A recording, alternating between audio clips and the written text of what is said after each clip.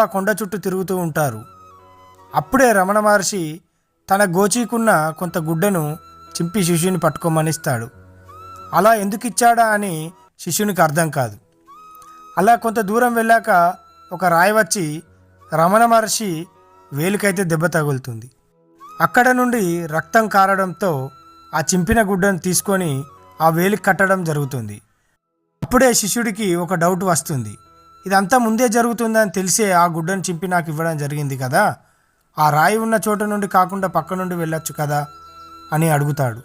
అప్పుడే రమణ మహర్షి మానవ జన్మ ఎత్తాక కర్మని తప్పకుండా అనుభవించి తీరాలని చెప్తాడు. శిష్యుడు ఈ కర్మని తప్పించుకునే అవకాశం లేదా అని అడుగుతాడు. ఎందుకు లేదు, తప్పక ఉంది.